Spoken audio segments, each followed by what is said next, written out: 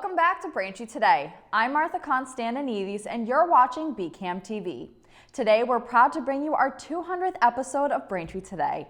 Now we'll be getting into our latest stories from the week.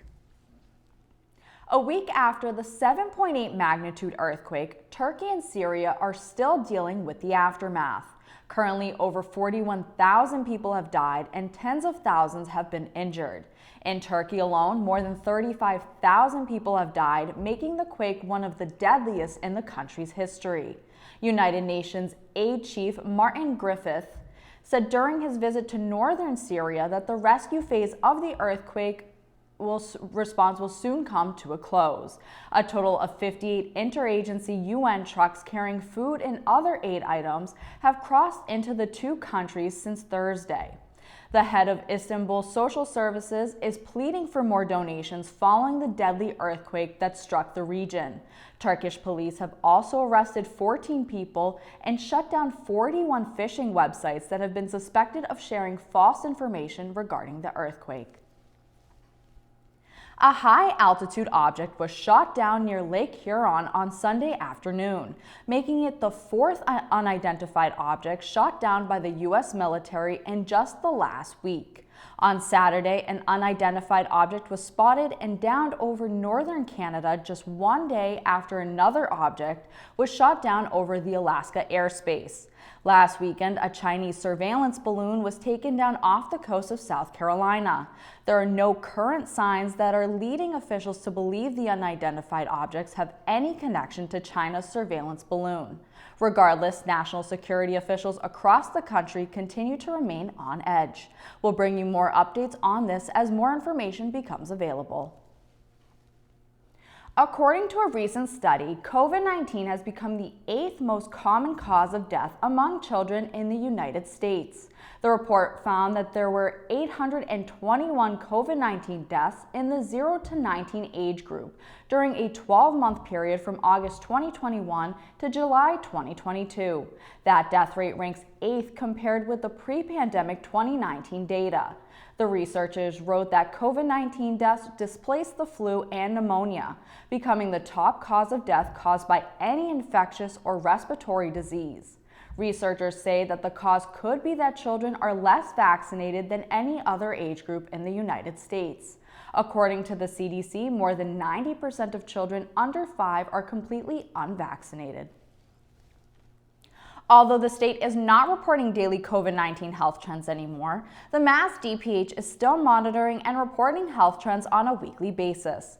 On February 9th, newly released metrics show that over 64,000 molecular tests were conducted and 4,591 new positive cases were reported in the last week. As of February 7th, 189 people are hospitalized in Massachusetts and 77 are in the ICU. 92 new deaths were also reported in the last 7 days. The town of Braintree also continues to monitor COVID data from the state. The town hall hasn't reported any new positive cases in the last week. The town hall website currently shows a total of 11,539 positive cases since the start of the pandemic. There have been no new fatalities reported in 9 months, keeping Braintree's total deaths at 137. Thanks for watching Braintree Today. We'll be right back with more after the break. If you're 50 or older, it's important to stay up to date on COVID vaccines. Boosters greatly reduce your chance of severe illness, hospitalization, and death, and are an important defense, even if you've already had COVID. Schedule your appointment today at mass.gov/COVID-booster. Welcome back. Now let's get right into more stories.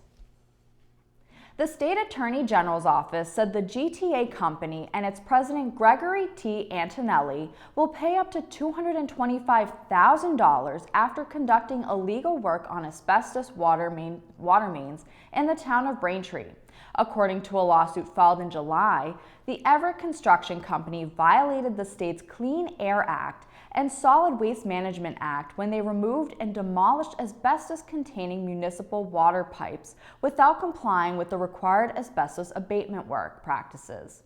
The AG's complaint alleges that the company left the uncontained asbestos-contaminated pipes and debris on the ground and in open dumpsters. The complaint also mentioned that the company arranged for the transportation of the contaminated waste.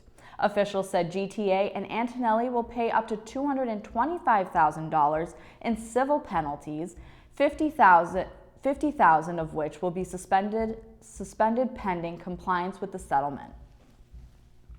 The Braintree Planning Board held a public meeting on Wednesday, February 15th at 7 p.m. to discuss the Residences on Granite development. The Residences on Granite development is a 495-unit apartment complex built in a lot near the South Shore Plaza. The agenda states the discussion will include a proposed zoning map and zoning ordinance amendment, which would allow for the creation of a planned unit development district. Planning board members discussed what could be the most crucial part of this project, as the new zoning permit is a clear hurdle that needs to be cleared for the development.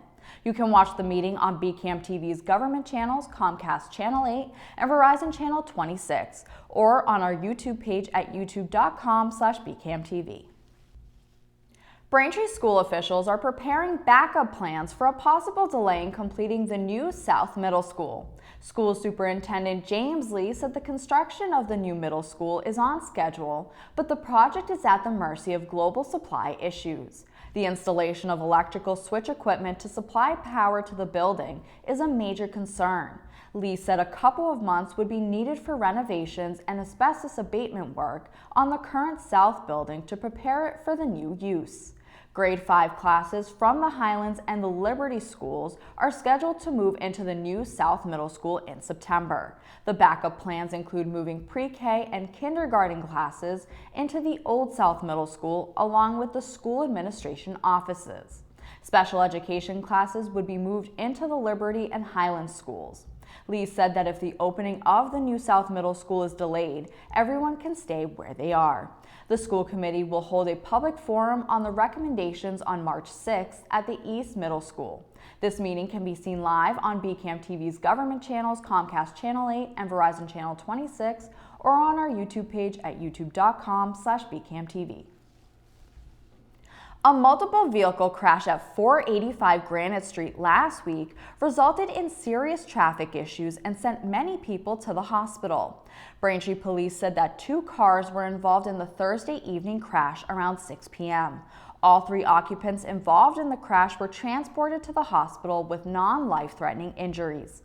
A police statement reported that the driver of one of the vehicles will be charged with multiple violations, including operating under the influence of alcohol.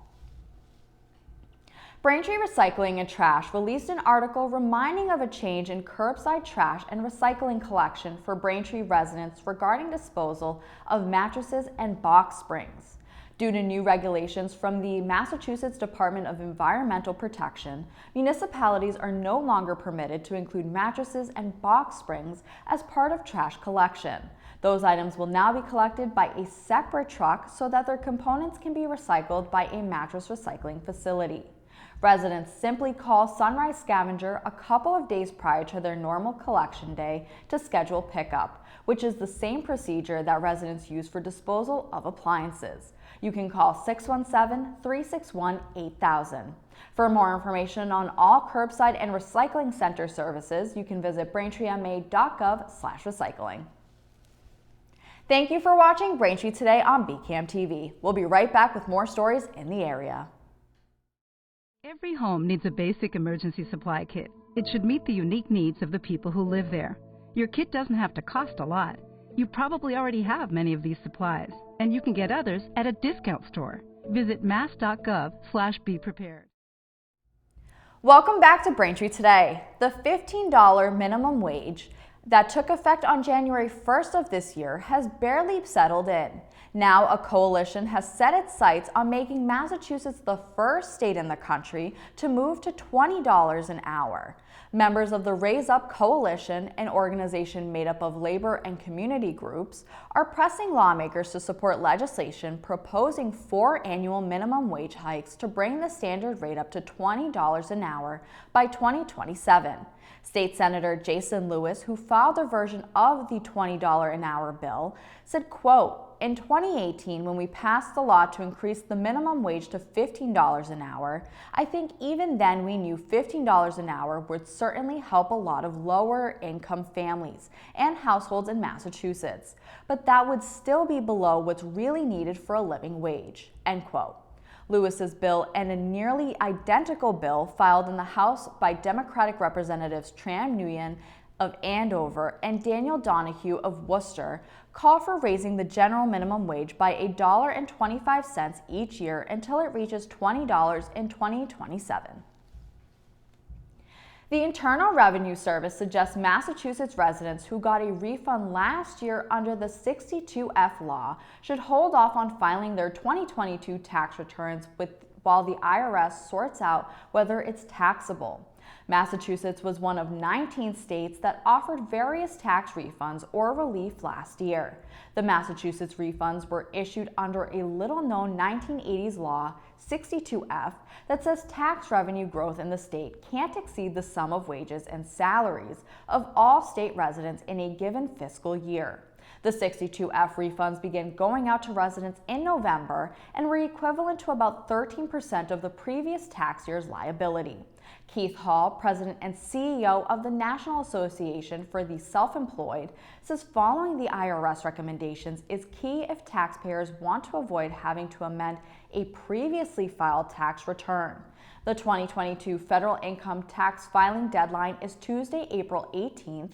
If you are not sure if you need to wait to file your taxes, Hall recommends you consult with a tax professional about your specific situation. Quinn Waters, better known as the Mighty Quinn, will be celebrating his 7th birthday by collecting toys for the Toy Closet at the Massachusetts General Hospital Radiation Center. The Mighty Quinn will be collecting donations for children receiving radiation who then get to pick out a toy for themselves as well as their siblings. Quinn has been in the hearts and minds of people across the South Shore since his brain cancer diagnosis in 2019. With all the love and support from his community, Quinn and his family continue to make efforts to give back and support other children going through cancer treatment, from urging blood donations to hosting toy drives. For Quinn's birthday, he will be collecting donations of new unwrapped toys for children ages 4 to 14 until February 16th. People can drop the toys off at the Cottage Bar at 26 Union Street in Weymouth, and the family will then deliver the toys to Massachusetts General Hospital on February 17th. Quincy's annual President's Day Winterfest is scheduled for Monday, February 20th. During the event, shows will include the Blue Hills Trailside Museum Birds of Prey, the Rainforest Reptile Show, the Mad Science Fire and Ice Show, ice sculptures by Iceman Craig, and Sasha the Fire Gypsy Fire Show. You can also catch different performances such as puppet shows, laser shows, and Brandon Ryan from NBC's The Voice, and No Static, a Steely Dan tribute band. The President's Day Winterfest will take place from 2 to 7 p.m. on Monday, February 20th at the Hancock Adams Common, located at 1305 Hancock Street. Some shows require free tickets to reserve a space. For more information, visit discoverquincy.com. Thanks for watching Braintree Today. We'll be right back with more in entertainment. Want a year of no-cost birth control with just one trip to the pharmacy? Access, a Massachusetts law, can make it easier. Get more control over your birth control. Find out if you're covered. Learn more at mass.gov/birthcontrol. Welcome back to Braintree Today. February is Black History Month, so for today's entertainment segment, we have a few movies to educate and celebrate Black history. First in entertainment comes 13th, which focuses on filmmaker Ava DuVernay as she explores the history of racial inequality in the United States. The main focus of the film is on U.S. prisons and the fact that they are disproportionately filled with African Americans. The film is directed and produced by DuVernay and can be watched now on Netflix. Next in entertainment, Aftershock focuses on the U.S. maternal health system and the many Black women that are failed by that system every year. The film follows the deaths of two young Black women from childbirth complications. Their grieving families get together to help put an end to the crisis. Aftershock is directed by Paula Eizelt and Tanya Lewis Lee. You can watch Aftershock now on Hulu. And finally, in entertainment, Moonlight focuses on Chiron, a young man from Miami. The film takes the audience through 3 defining chapters in Chiron's life: his childhood, adolescence, and adulthood.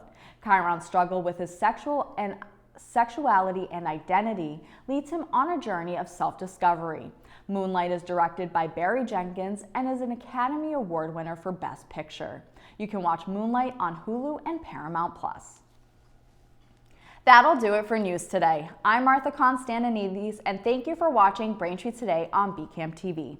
Thanks for tuning in for our 200th episode. We'll see you next time.